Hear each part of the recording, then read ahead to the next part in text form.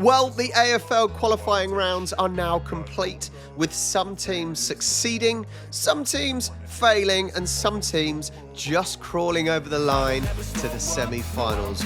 Let's get picking who we think are going to win the next round. But first, as always, let's see how I did last week with the 4 games we had. And I would like to say it was pretty much a success because 4 out of 4, just a heads up, 4 out of 4 I got, 4. Now, the first game was Thursday, the 5th of September, and Port versus Geelong. Now, the system I was working on was a head-to-head result, and that is what I'm going to continue doing. And yeah, as you can see, I was in the minority here. 84% of people went with Port to win. I went with Geelong to win by 12. And yes, well, there was certainly a big result. Someone may be gutted because I think one person was 1 point off.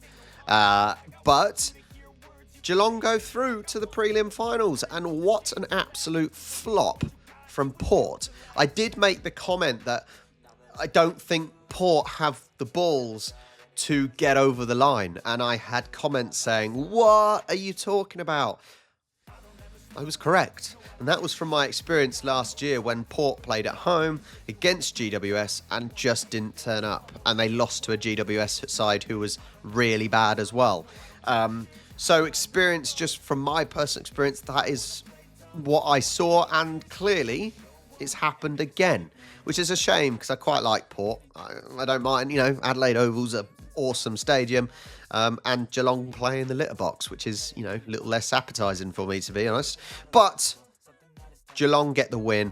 I do see now, actually, if you get the correct result, it's now 1.25 points. That's good. So 1.25 points for me for the first game. Next was Western Bulldogs versus Hawthorn. And as predicted, amazingly again, though, the majority went for Bulldogs. I went for Hawthorn. I did them to win by 18.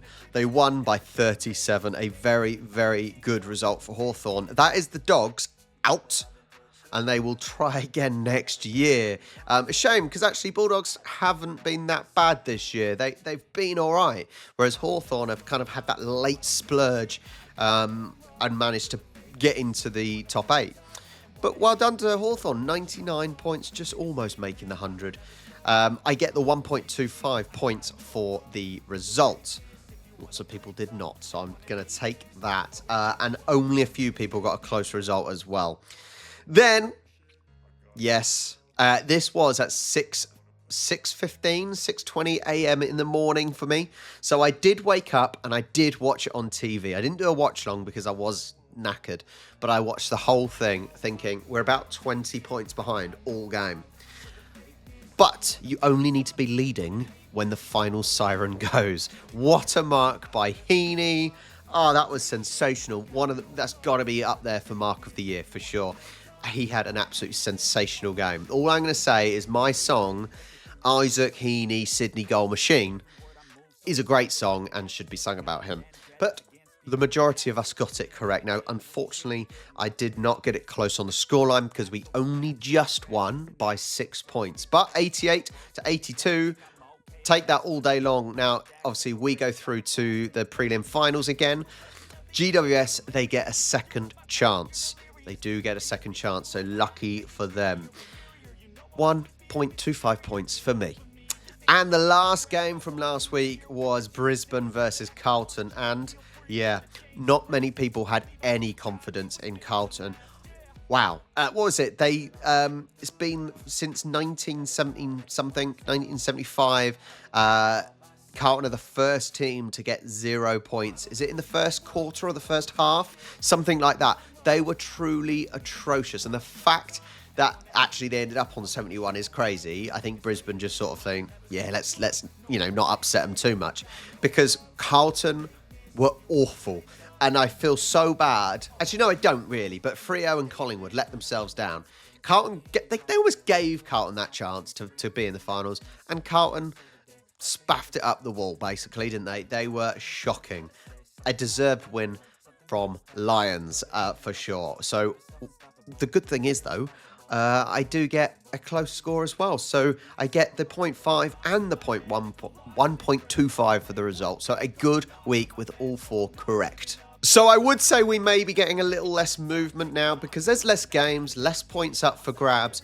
And you can see the top 3, Stinky Pinky, Think Outside the Square, and Yin all stay in the same spot. They are literally just over 1 point separating first to third.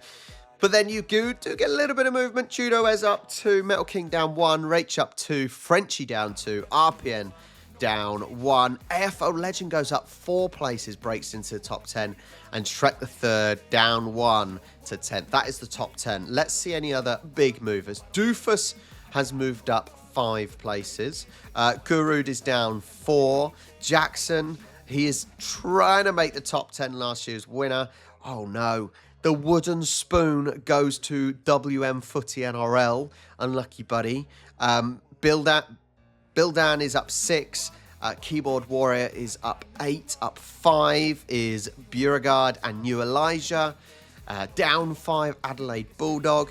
Enul up 8. Oh, I was going to say there wasn't much movement, but there is. Regner X is down 11. The Genius down 7. Sister Fifi down 5. Wow. There is some movement. Mad Swans fan is up 9 places. Samster up 5. Kev up 5. Dark Soul 5. Down 7, Mike Joe. But where am I? That is the question. Sambird down 14. Ouch, your mama. But there I am. I am up 8 places. I am in the top 70. Oh, yes. I'm in the top half, at least. That is a positive thing. Shady Vale up 8. Cat up 9. Down 15 is Paul. There is actually more movement than I thought, considering it's only 4 games. There is a lot of movement. That is crazy.